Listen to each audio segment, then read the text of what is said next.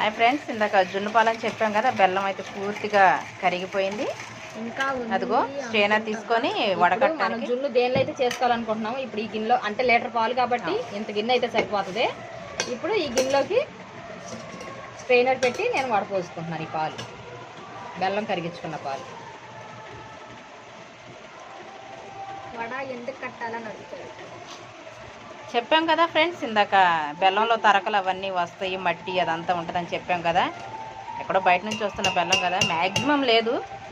బెల్లం కూడా చాలా నీట్గానే ఉంది. ఇంకా కరగలేదు ఫ్రెండ్స్ బెల్లం.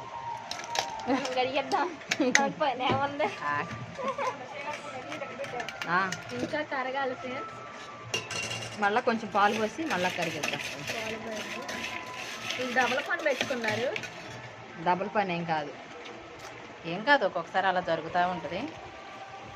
మధ్యాహ్నం కొంచెం నానబెట్టుకున్నట్లు సరిపోయేది ఫ్రెండ్స్. మేమేం చేసామంటే జస్ట్ ఇప్పుడు గుర్తుకు వచ్చింది. పిల్లలు పుట్టింటికి వస్తే కబుర్లు ఉంటాయి కదా ఇప్పటివరకు మాట్లాడుతూ కూర్చున్నాము. పిల్లలు ఈవినింగ్ అయ్యేసరికి మమ్మీ స్నాక్స్ ఏమైనా చెయ్యి అని అడుగుతుంటేను, సర్లే బయట నుంచి తెప్పించడం దేనికి, బజ్జీలు కావాలంటున్నారు మా పిల్లలు. బజ్జీలు ఎందుకులే నాన్న, అవి తింటే ఆరోగ్యం పాడైపోతుందని మేము ఇలా జున్ను పాలు ట్రై చేస్తున్నాము.